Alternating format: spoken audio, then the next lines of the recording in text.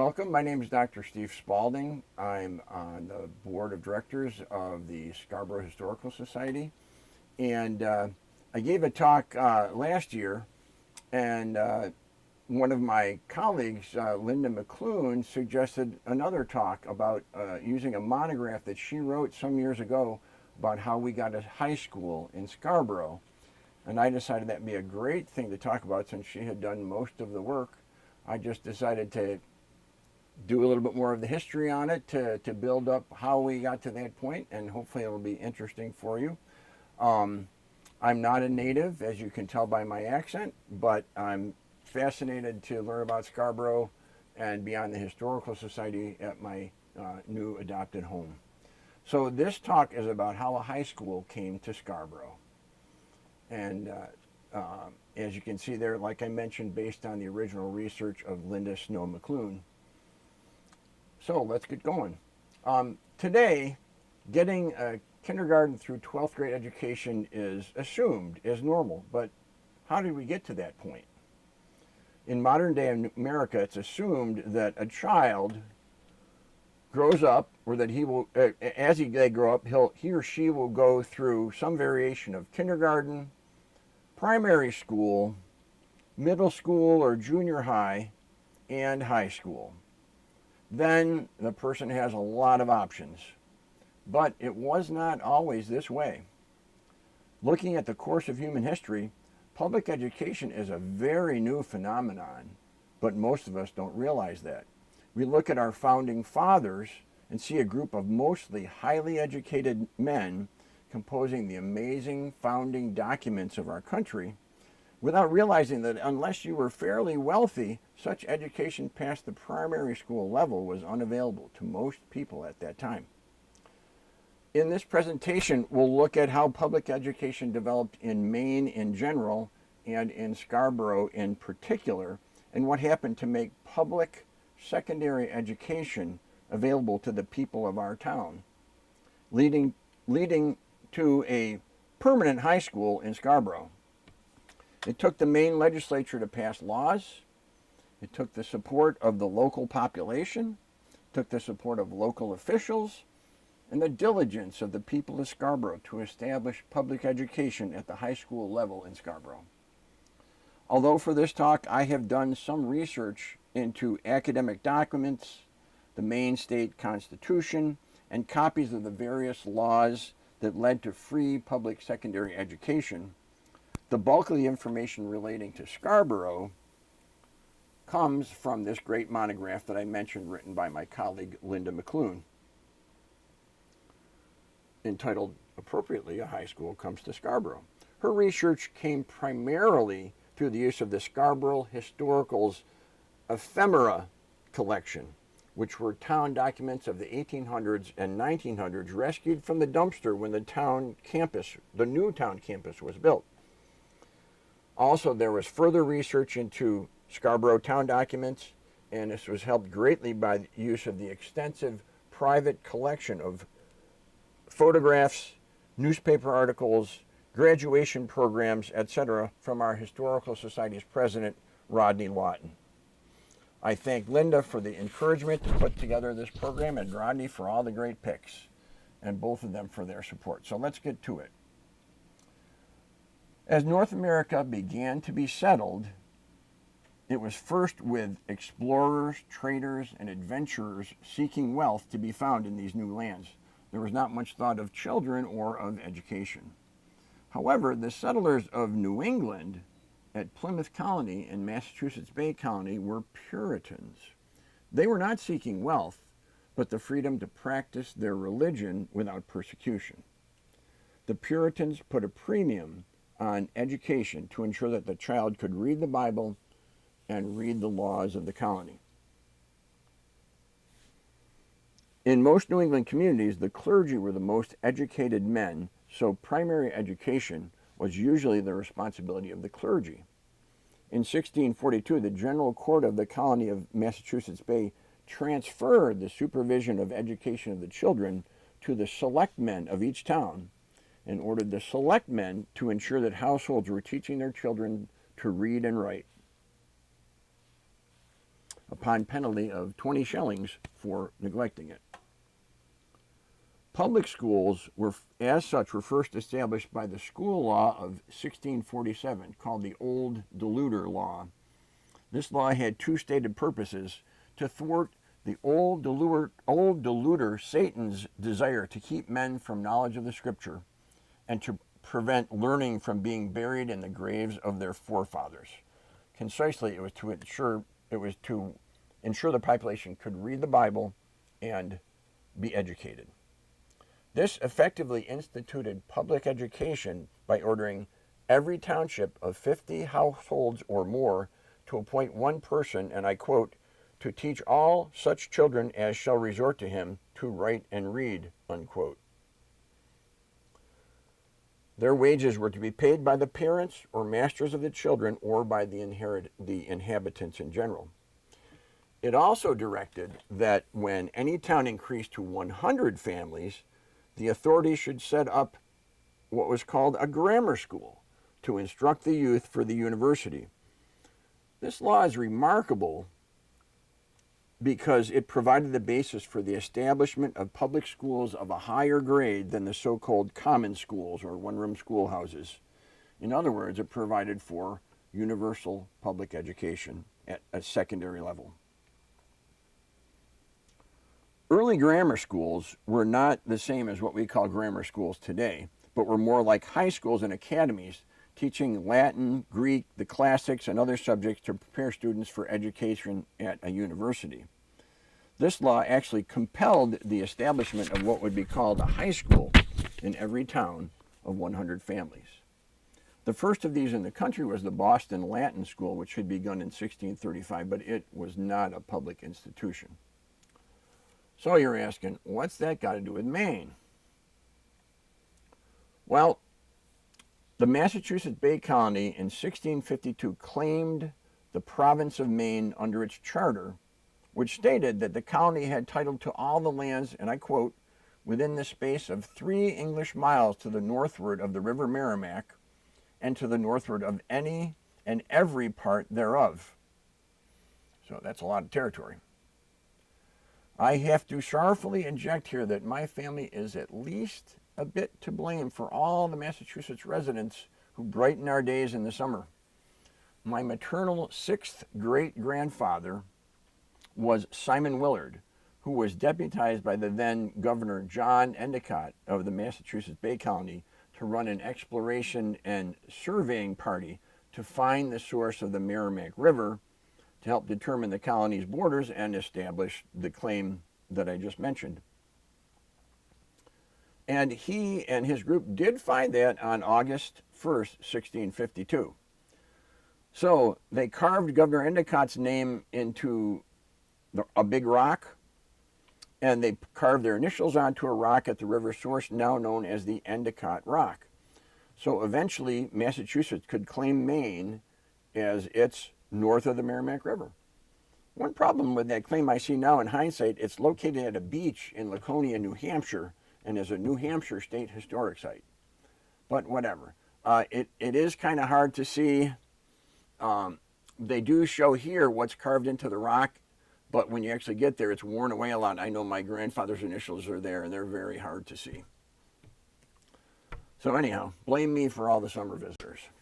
Anyhow, the purchase of the province of Maine on March 13th, 1677 by Massachusetts for 1,250 pounds sterling from the heirs of Fernando Gorges removed all doubt about the claim and brought it under the laws of Massachusetts Bay Colony, including the education laws of 1642 and 1647. So something good came out of it.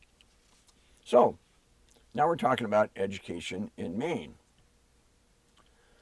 During the early years of colonial exploration and settlement, there was a minimum of interest in the establishment of schools in the province of Maine because the area was settled slowly and sparsely. The threat of attacks by indigenous people of the area left little time for social or cultural development. During these early years, children could not go out of sight of home with any degree of safety.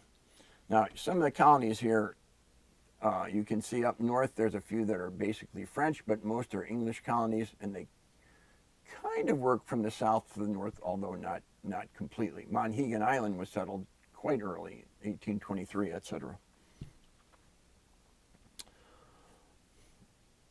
And then King Philip's War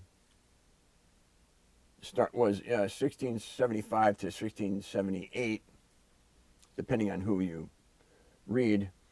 And that drove a lot of people out of, or they have settled, it drove the settlers of Scarborough, which incorporated in 1658. It drove them out of town.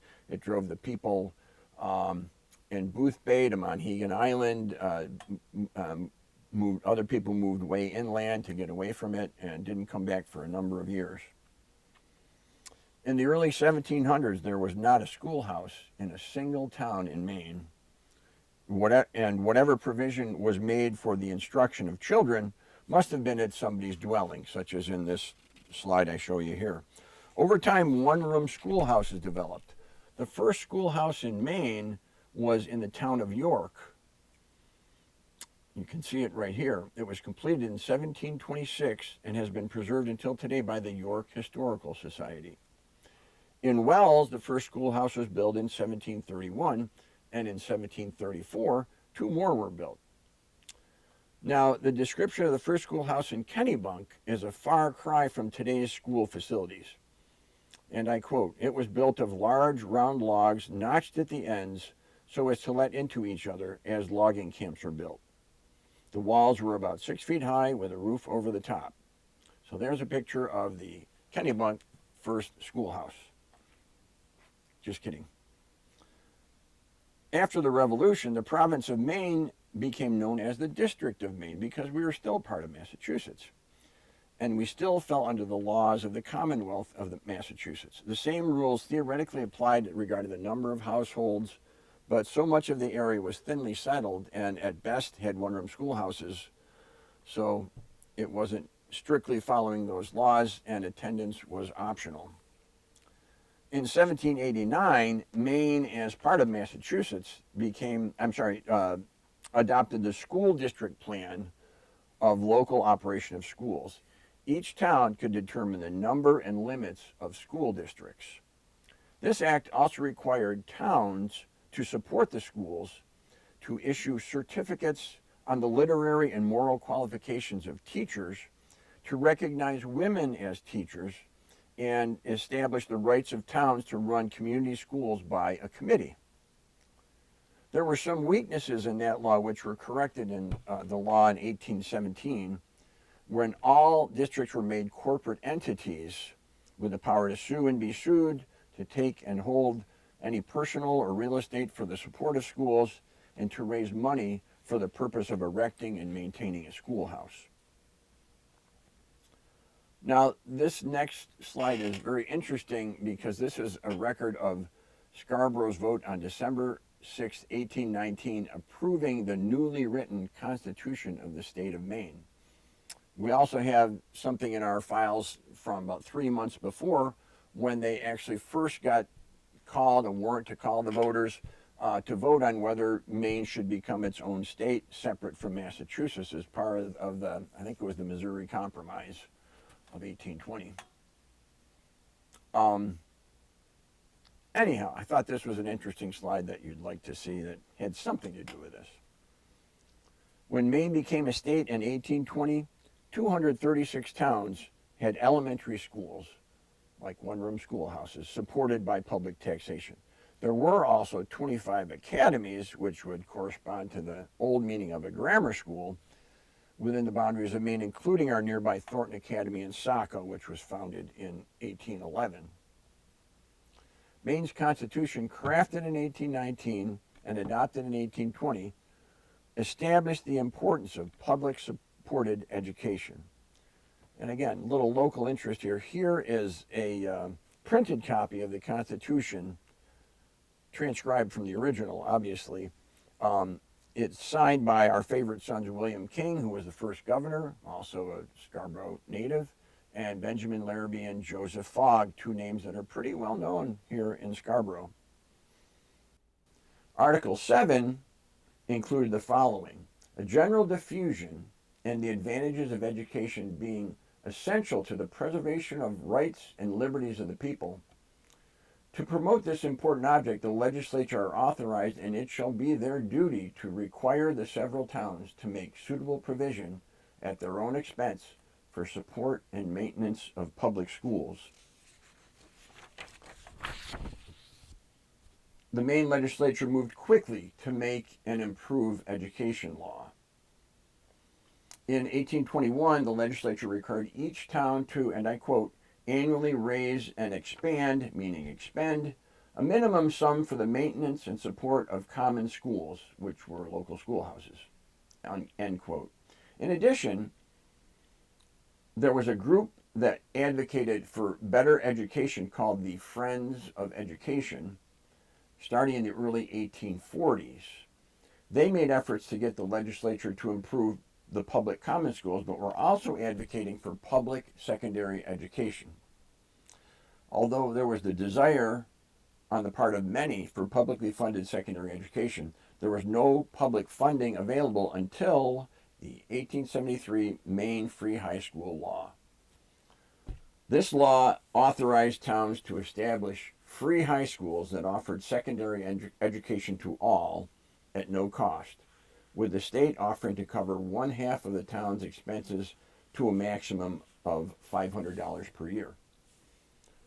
Well, this was something new and important and a really big deal, and the bulk of what we'll talk about from here on out comes from Linda McLoon's great monograph about a high school coming to Scarborough.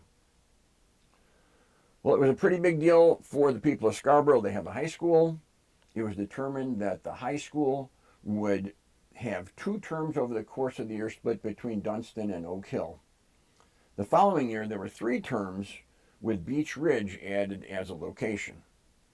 The idea of different locations was that so students who lived in different parts of the town could attend at least 1 term of high school per year. Remember, kids were walking or taking horse and buggy or sleigh to get to school. So that makes a lot of sense. Now, here's an example of a house that had been at one time a one-room high school. It's of note that when the high school was in session, it used the schoolhouse of the local common school for that time period, and thus there was no primary school in that school district for the term while the high school was in session there. Now, this is another schoolhouse, and this is the Beech Ridge School that the Historical Society is renovating thanks to the generous donations of the public, and it's almost complete, so keep that in your mind for later. Now, as I think I mentioned, that this law was passed in 1873, but there was no high school established in Scarborough until the 1876 or 1877 school year.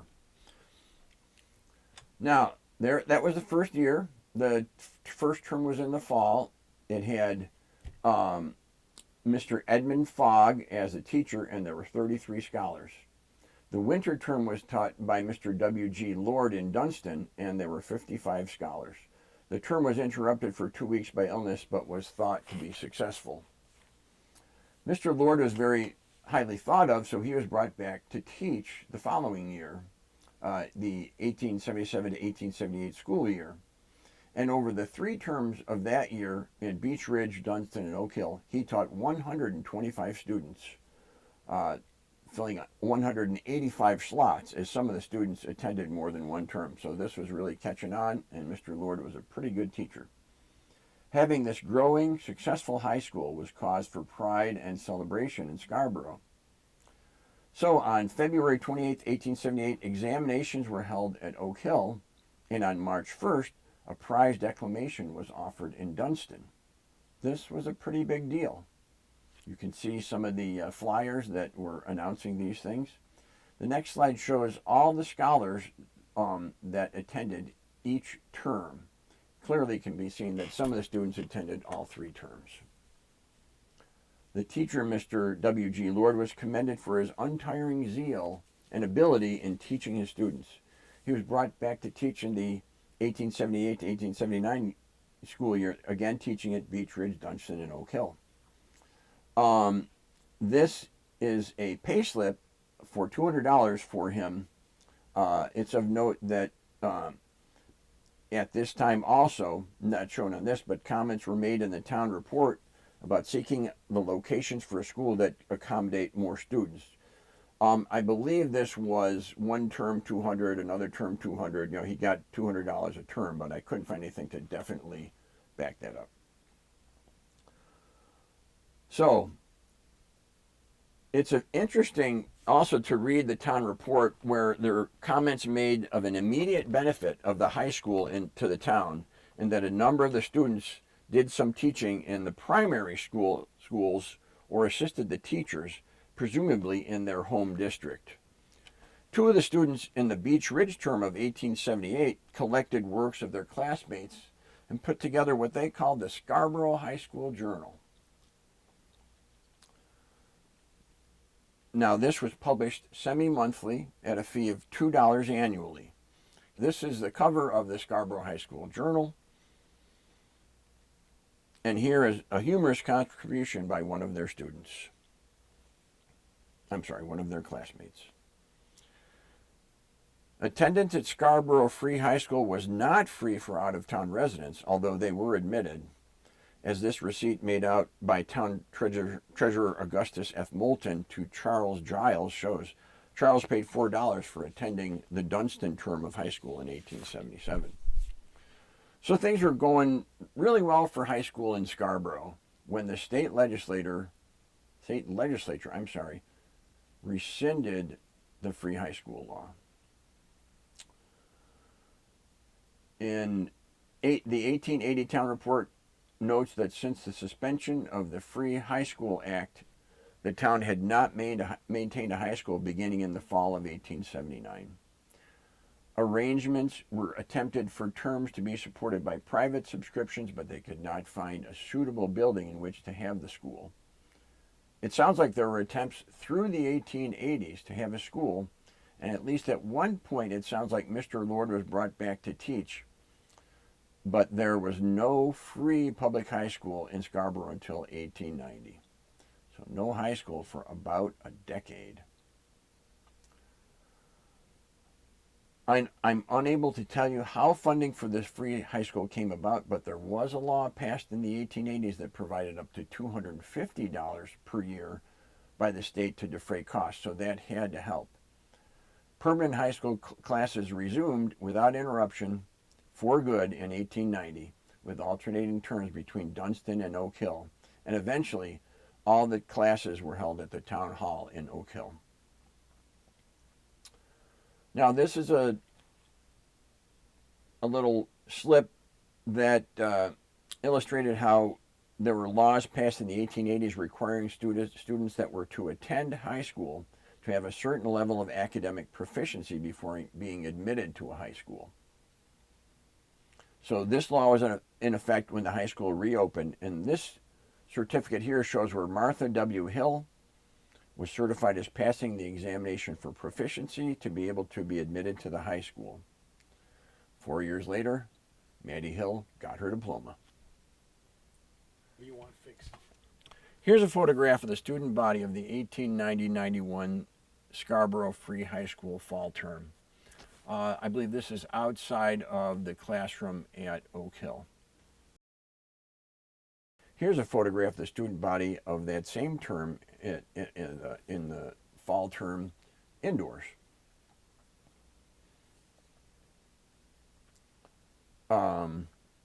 It's of note, it shows that the school was under the tutelage of Mr. Bertram E. Clark, who is seen at the left, on the left at the podium.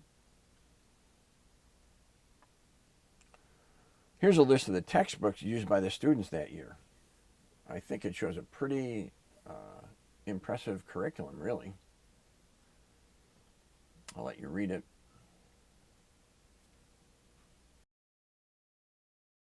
This slide shows the Scarborough Free High School students who attended the second term held at the Independent Order of Good Templars Hall in Dunston, which was located where the Soldiers Monument is today.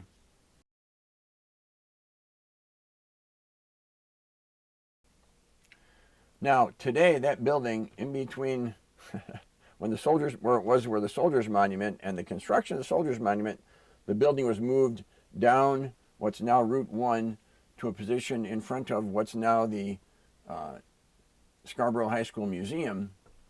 And in the past year, the museum has purchased that building and is renovating it. So you can see that in the long run, it turned out to be really good for the Historical Society. In the short run, or in a pretty long run, it turned out to be good for the town, for sure, to be able to have a place for the school in Dunston. Okay. Now, there's an interesting backstory to that other picture. You'll notice that in prior inside pictures, the teacher, Mr. Bertram E. Clark, was in the back row amongst the boys in the class or at his podium. In this picture, he's right up front next to the reclining Agnes McKinney. And I have them both shown by a red arrow. Turns out Mr. Clark was very, very interested in Miss McKinney, and the feelings were reciprocated, as you might say. We'll leave it at that. Interestingly, years later, when the class's 25th reunion was held, now Judge Bertram Clark was the guest of honor and spoke. And that's shown here. There's the article from the paper showing the original photograph. Apparently, some citizens were not happy with the fees being charged to the town for use of the Good Templars Hall for the high school, as the community had supported the building of the hall just a few years earlier. So a number of residents signed a petition objecting to those fees, asking that it be fee-free after that. Here's a document from the supervisor of schools, Charles Cheney, at the time, in his negotiations with the Good Templars. For the 1891-92 school year, Mr. Clark was again the instructor. The spring and fall terms were well attended, but the winter term had small attendance, so had to be shortened. The 1892-93 school year began a period of high turnover for the schoolmasters. Over the next 12 years, the high school went through 18 schoolmasters, some for only one term, before taking another job or being fired. Their extensive curriculum is listed there, and there was 23, 35, and 26 students over the 3 terms. Also in the fall of 1893, a Scarborough High School catalog was published, which gives us a lot of information about the school. This slide shows a general overview. Talked about the courses of study and various other questions. We learned that there was a 3-year program of education leading to graduation. Students in their 3rd or last years were designated as the 1st class. Those just beginning their education in high school were in the 3rd class, and scholars in between were members of the 2nd class. Students were admitted to the school after passing an examination which tested them in reading, spelling, English grammar, arithmetic, and geography. They could choose between a college preparatory course, shown here, or a classical course, or a scientific course. In 1893, Scarborough Free High School produced its first 3 graduates, William Ormsby, Bertha Libby, and George Howard Libby. Other students from the school also participated in the graduation exercises. The class colors were cardinal and cream. For the 1893-94 school year, Mr. D.B. Lathrop was the instructor for the whole year. There were 31 students in the spring, 40 in the fall, and 41 in the winter. Classes that year included Latin, Greek, algebra, geometry, civil government, natural philosophy, physical geography, ancient history, United States history, rhetoric, astronomy, physiology, arithmetic, grammar, bookkeeping, reading, spelling, writing, composition, declamations, and debating. Woo! That year there were 4 graduates, Ravina Blake, John Hunnewell, Estelle Libby, and Ida Wentworth.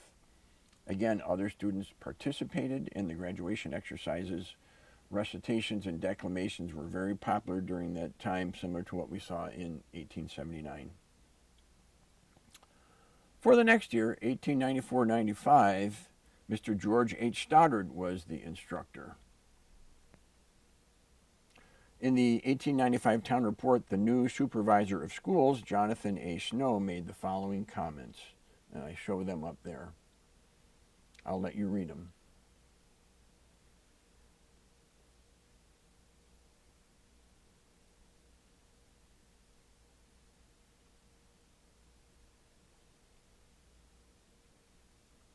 They're required to pass at a certain percentage for the general welfare of the students, and that the school might attain its present high standard.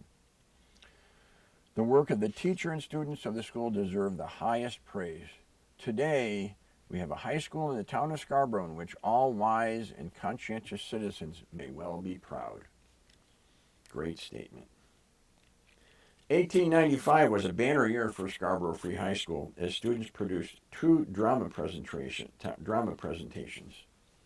as shown there. And 19 students completed their course of study and were graduated. And the people that graduated are shown here in a yearbook made in, I think, like 1924. But there were Pillsburys and Larrabees and Libbies and all kinds of other good Scarborough names in there.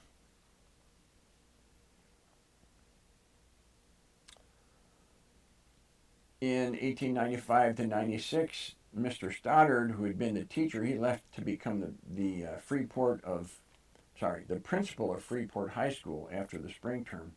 So Mr. James G. Morrill from Bates College took on the fall and winter terms. There were 8 graduates that year. In the 1896-97 school year, Mr. Morrill left after the spring term, and Mr. F. Ames taught the fall and winter terms. I could find no graduation program in 1897, but there were 2 graduates, Mildred Oliver and Lillian Robinson. We do have a program for a speaking exhibition on June 18, 1897, with 25 students participating, and that's shown on the slide. In 1897-1898, Mr. Ames taught the spring term, but there appears to have been a significant disagreement about his performance between the superintendent of schools and the school board. In the opinion of Mr. H. Allen, the superintendent of schools, there were problems with his method of instruction and lack of discipline. The school board appeared to believe that Mr. Ames was a fine teacher, but the problem was that some of the larger boys became unruly and caused disturbances in class. We did have 2 graduates, Edith Newcomb and Alvina Moses. On a different note, in the warrant for the February 10th town meeting, there appears the following. And the warrant is how that was sent out from the town constable when they were told that a meeting had to be held to vote on something. So the warrant that announced the town meeting, there appears the following. To see if the town will vote to build a new schoolhouse near the townhouse, or to raise the roof of the townhouse 1 story and furnish, and equip the same for use of the high school. Although it appears that such a vote was not successful in 1898, it would eventually succeed. For the 1898-1899 school year, Mr. Ames was not rehired. The instructor for this year was Mr. W.H. Ormsby, who was an energetic teacher and good disciplinarian, who was possibly an 1893 graduate. Couldn't tell if it was the same William Ormsby through my research. This seems to be a very harmonious and productive school year. The comments from Mr. Fred E. Moulton, that year's superintendent of the school committee, are worth noting. And I quote, "What a noble lot of material we have to mold into noble young men and women, and I shall always strive to support a high school and encourage all others to do the same." He continued, "What money we arrange for the support of schools and spend for this purpose, and our children attend and obtain this knowledge, In after years, we may observe the fruits of our labors. Inspiring comments, I think. There were 2 graduates that year, Harry Tripp and Etta Libby. The instructor for the spring term was Mr. Clarence Proctor, and for the fall and winter terms, Mr. Percy Fowler Parsons, who was a graduate of Harvard. Mr. Parsons appeared to be an excellent instructor, and the students did very well under his tutelage. There are 2 graduates that year from the scientific course, Scott Larrabee and Etta Libby, and I asterisked the slide because it was not the same Etta Libby as the year before. Now this slide shows Mr. Parsons' school register that the teacher was required by state law to keep. The marginal notes are interesting as he explained why his class experienced a high rate of tardiness. 6 of the students came in one wagon, and the boy that brought them in the wagon was always late. Apparently, they all switched to their own rigs, and the tardiness problem was significantly improved, as he said, considering the roads and the distance. Remember, horse and buggy, horse and sleigh, long walk. Okay. The next year, 1900 to 01, Mr. Parsons taught the spring term with much success, but he resigned in the summer to take a position in Massachusetts, and the fall and winter terms were actually taught by the superintendent, Mr. Fred Moulton. There were no graduates that year. Attendance was reported as good. For the 1901-02, the instructor for this year was Mr. Walter Whitcomb, a graduate of Dartmouth. He was well respected. There were 5 graduates that year as shown. A piano was bought for the school from the proceeds of the student plays, such as the ones we saw earlier, like the Danger Signal.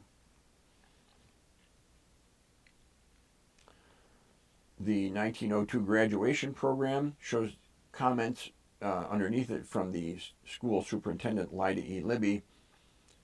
No subject is of greater importance than the relation of the public school to the life of the people. And from it, we look to the boys and girls of today to come to manhood and womanhood better equipped for the duties of citizenship. Now, here are some examples of the nuts and bolts of running a high school. They needed drinking water. There was no running water in the school, so they bought a water pail with a dipper for the high school students to be able to drink. They also needed to have a janitor for obvious reasons, and this is the pay stub for the janitor.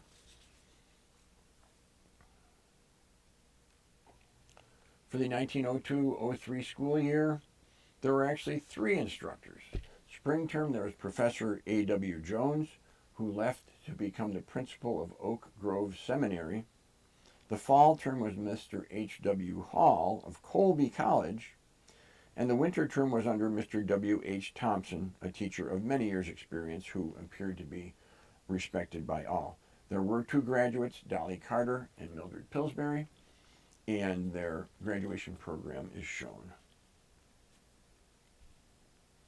In the 1903-04 school year, Mr. W.H. Thompson was again the instructor.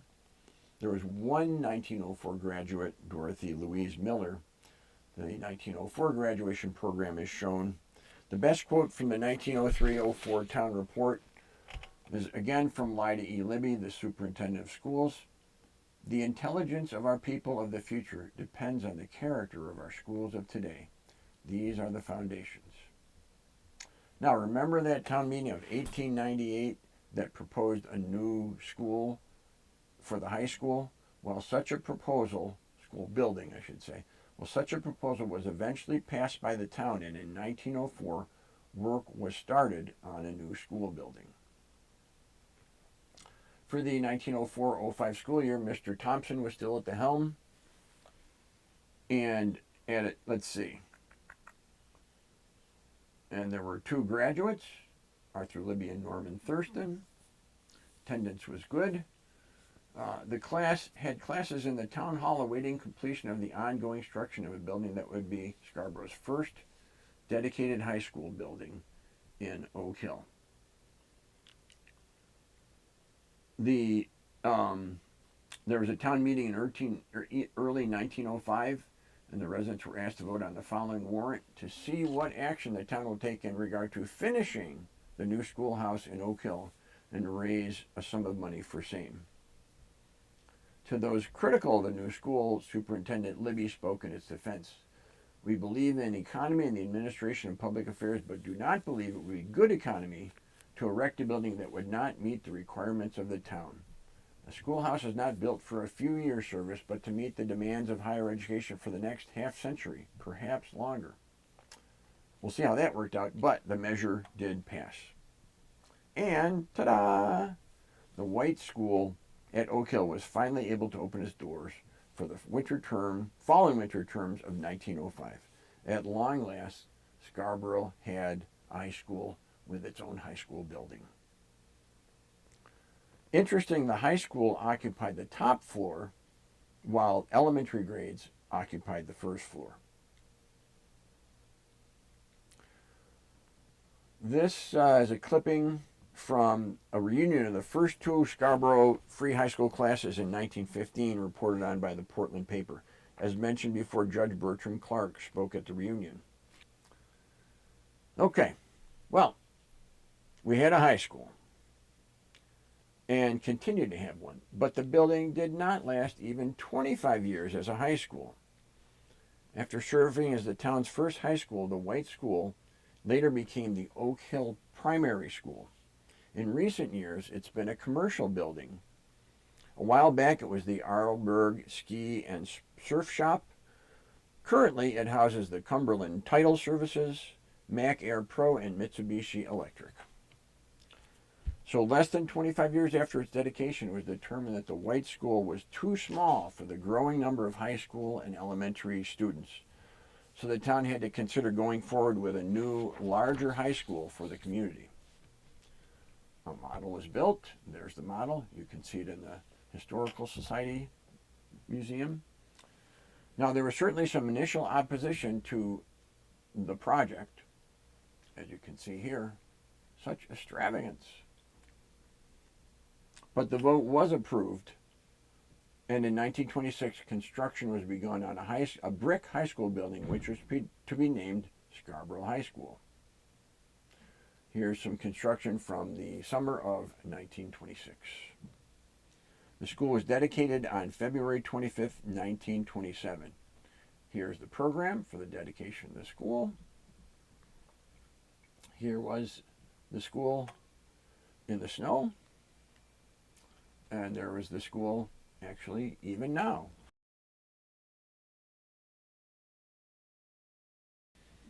The first principal was Mr. Elwood G. Bessie. He served as principal until 1948. In 1956, when Scarborough High School moved to its current location, the 1927 high school, now to house the junior high, was renamed the Elwood G. Bessie School in his honor. And there's a picture and a clipping from that time frame. The current campus has expanded, as you all know, as seen in these more recent photos. You're all well aware of the upcoming ballots to again readjust our school buildings to help educate a rapidly growing population of children in Scarborough. May we all consider the past as we look to the future, remembering the words of Superintendent of Schools Fred E. Moulton in 1899. What money we arrange for the support of schools and spend for this purpose, and our children attend and obtain this knowledge, in after years we may observe the fruits of our labors. And of Superintendent Lyda E. Libby in 1905, no subject is of greater importance than the relation of the public school to the life of the people. And from it we look to the boys and girls of today to come to manhood and womanhood better equipped for the duties of citizenship. Thank you for your attention. I hope you enjoyed it. I do have a bibliography available if you desire. Thanks again to Linda McLoon and Rodney Lawton for everything they did to provide the research and the pictures for this talk. I'd be happy to take any questions. I just wonder how they advertised for the teachers. There was such a turnover. I think they just posted on the web. Just kidding.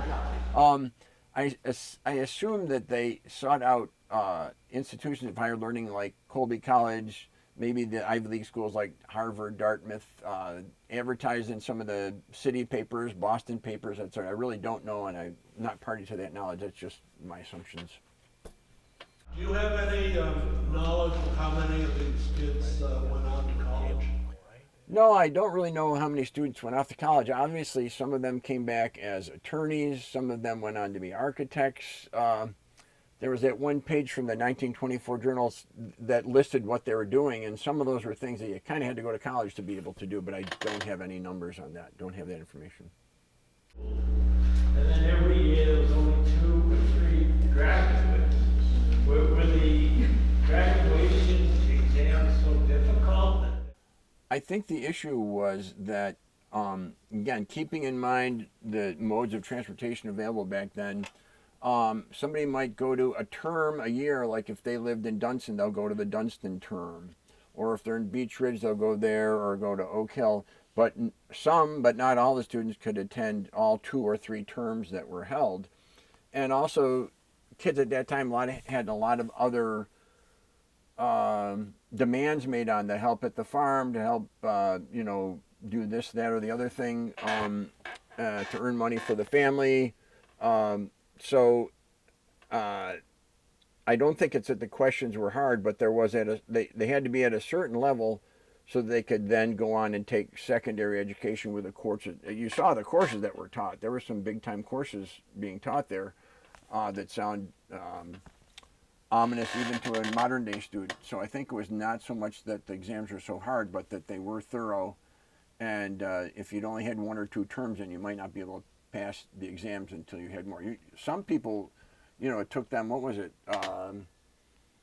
7 years before they had a significant number of graduates, if I recall. Wasn't that then 1897, that was a really big year that a lot of people graduated, but it took them all that time to go through 3 years of study.